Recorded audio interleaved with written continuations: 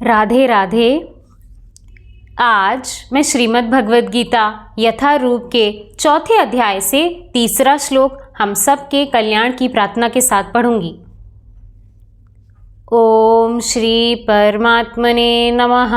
श्रीमद् भगवद गीता अथ चतुर्थोऽध्यायः। अगर मुझसे पढ़ने में या समझने में कुछ भी गलती हो जाए तो मैं केवल भगवान की ही मंदबुद्धि बालिका हूँ, ऐसा जानकर प्रभु मुझे बहुत क्षमा करें। चौथा अध्याय दिव्य ज्ञान योग, तीसरा श्लोक। सा एवायं मया तेज्य योगः प्रोक्तः पुरातनाः भक्तोऽसि मे सखा चेति रहस्यं हेतुदुत्तमम्। आज मेरे द्वारा वही यह प्राचीन योग यानी परमेश्वर के साथ अपने संबंध का विज्ञान तुमसे कहा जा रहा है, क्योंकि तुम मेरे भक्त तथा मित्र हो। अतः तुम इस विज्ञान के दिव्य रहस्य को समझ सकते हो। तात्पर्य, मनुष्यों की दो श्रेणियां हैं, भक्त तथा असुर। भगवान ने अर्जुन को इस विद्या का पात्र इसीलिए चुना क्योंकि वह उनका भक्त था, किंतु असुर के लिए इस परम गुह्यम ज्ञान को समझ पाना संभव नहीं है। इस परम ज्ञान ग्रंथ के अनेक संस्करण उपलब्ध हैं। इनमें से कुछ भक्तों की टीकाएं हैं और कुछ असुरों की। जो टीकाएं भक्तों द्वारा की गई हैं वे वास्तविक हैं, किंतु जो असुरों द्वारा की गई हैं वे व्यर्थ हैं। अर्जुन श्री कृष्ण को भगवान के रूप में मानता है, अतः जो गीता भाष्य अर्जुन के पद चिन्हों का अनुसरण करते हुए किया गया है वह इस परम विद्या के पक्ष में वास्तविक सेवा है। किंतु असुर भगवान श्री कृष्ण के उस रूप में नहीं मानते।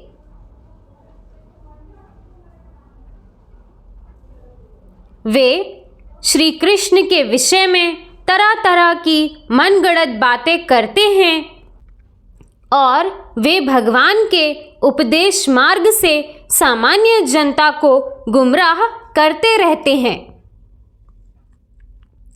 ऐसे कुमार्गों से बचने के लिए यह एक चेतावनी है।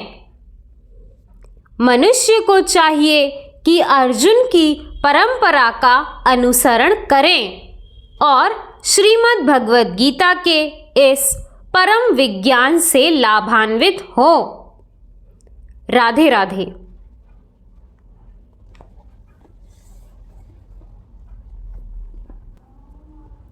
दोस्तों, इस श्लोक में भगवान ने खुद कहा है कि ये विज्ञान तुम समझ सकते हो क्योंकि तुम मेरे परम भक्त हो।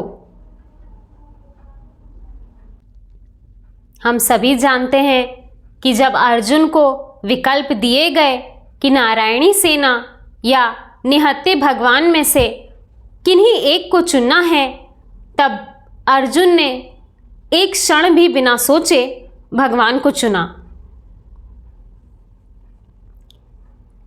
इस पर दुर्योधन उनका मजाक भी उड़ाते हैं कि निहत्थे श्री कृष्ण क्या कर लेंगे और तुम इतने मूर्ख हो कि तुमने इतनी बड़ी नारायणी सेना जो कभी हार ही नहीं सकती और बहुत शक्तिशाली सेना है, इतनी बड़ी सेना के बदले में तुमने एक निहत्थे श्री कृष्ण को चुन लिया।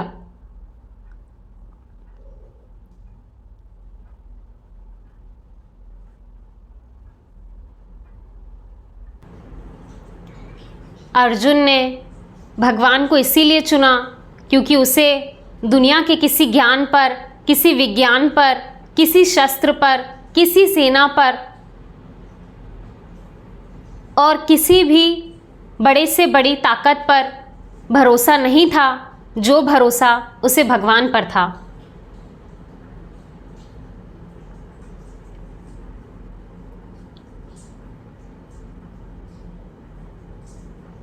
बिल्कुल इसी तरह हो सकता है कि हम कहीं अपनी पूरी बुद्धि लगा दें और फेल हो जाएं, कहीं अपनी पूरी शक्ति लगा दें और फेल हो जाएं, अपना पूरा बल, अपना पूरा सामर्थ्य लगा दें और फेल हो जाएं, संपत्ति लगा दें, फेल हो जाएं, सत्ता भी हमारे काम ना आ सके, ऐसा हो सकता है। परंतु भगवान पे हमारा भरोसा कभी फेल नहीं हो सकता।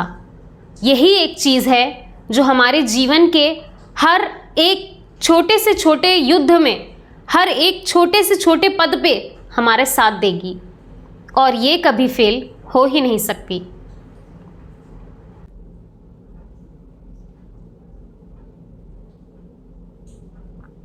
अगर कोई अपने जीवन में धैर्यवान है, सहनशील है, तो आप ये मान के चलिएगा कि ये बात, ये स्थिति किसी ज्ञान से, किसी विज्ञान से, किसी संपत्ति या सत्ता से नहीं, केवल भगवान पे भरोसा करने से हुई है। इस माया जगत में सब कुछ परिवर्तित हो सकता है। शायद जो विद्या कल आपके काम आ रही थी वो आज आपके काम ना आए, परंतु एक चीज़ जो हमेशा आपके काम आएगी वो है भगवान की भक्ति। भगवान में हमारा दृढ़ विश्वास ही हमें अपने पद से कभी डिगने नहीं देगा।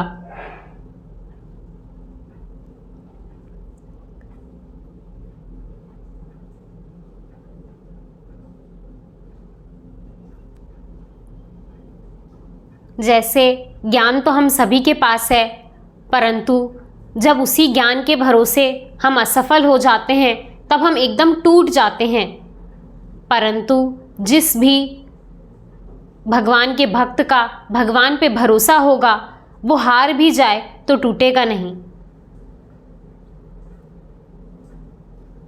जैसे मैं आपको एक उदाहरण के साथ समझाती हूँ।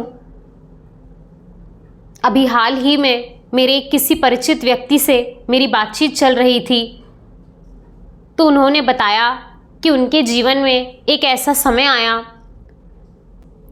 कि उनको कुछ साल पहले एक बेटा हुआ था, परंतु उसे ब्लड कैंसर हो गया और 3 साल में ही वो मृत्यु को प्राप्त हो गया।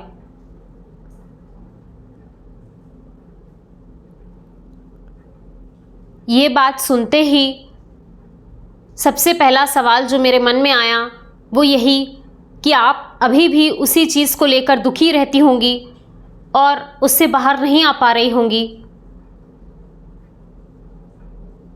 परंतु उन्होंने जो बात कही वो बात केवल वही व्यक्ति कह सकता है जिसका भगवान पे भरोसा हो, जो भगवान का भक्त हो।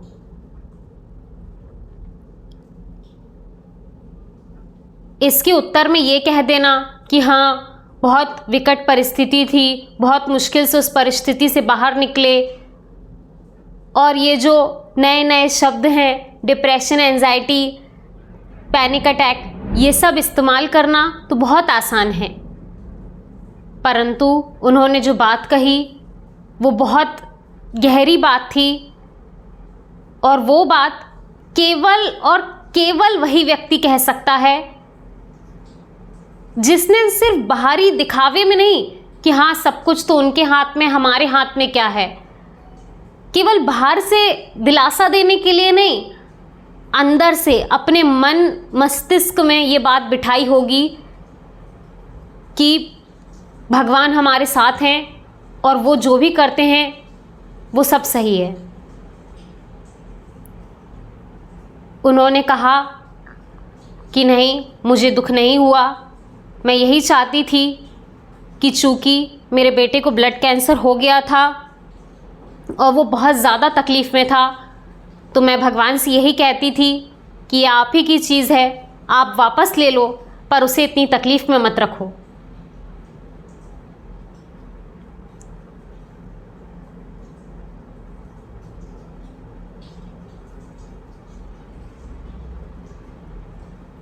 एक माँ होकर ये बात कह पाना बिल्कुल ही संभव नहीं लगता, और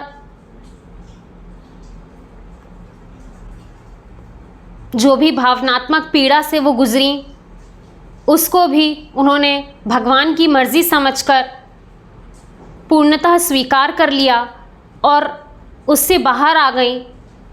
वो काम तभी हो सकता है जब आपका भगवान पे भरोसा हो, वरना छोटी मोटी चीज़ों में व्यक्ति ऐसे हिल जाता है कि भगवान को ही भूल जाता है और अपने जीवन को कष्टप्रद और अवसाद में बिताने लगता है।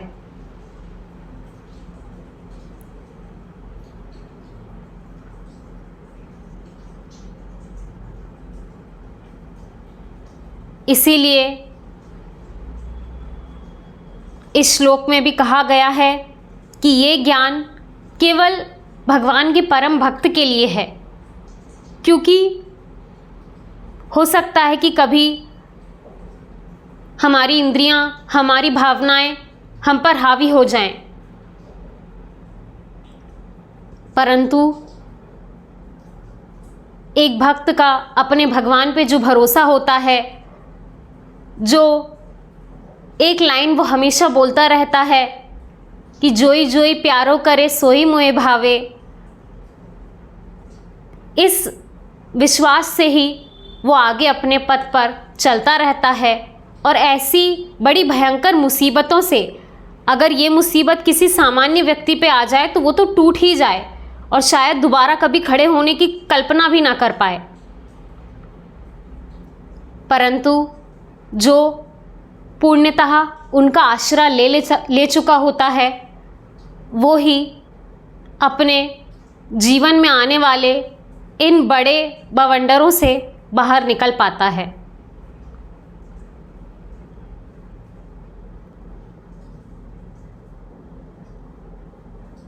लोग ज़्यादातर उम्र की बात करते हैं, उनकी कोई ऐसी उम्र नहीं हो गई थी कि 40-50 की हो गई हो तो आप सब कुछ एक्सेप्ट करने के लिए रेडी हैं। केवल और केवल 26 साल की थी वो, और उस समय में ऐसा मोह आपको पकड़ा होता है कि आपको समझ में नहीं आता कि मोह ने मुझे पकड़ा है या मैंने मोह को। उस परिस्थिति से बाहर निकल पाना एक बड़े साहस की बात है।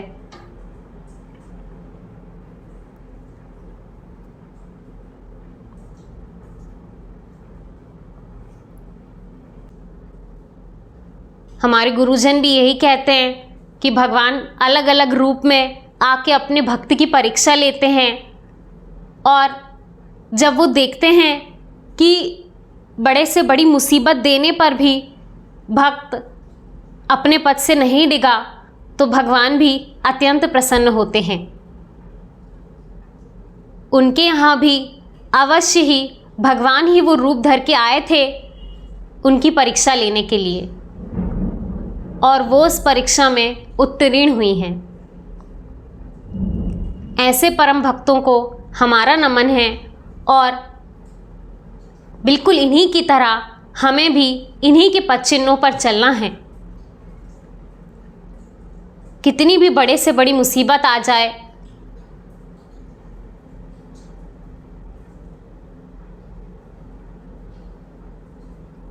किसी ऐसी स्थिति में हम आ जाएं जिसकी हम कल्पना नहीं कर सकते, परंतु भगवान पे भरोसा रखकर उनकी मर्ज़ी समझ के उसको स्वीकार कर लेना और आगे बढ़ जाना, ये काम सिर्फ एक भक्त ही कर सकता है।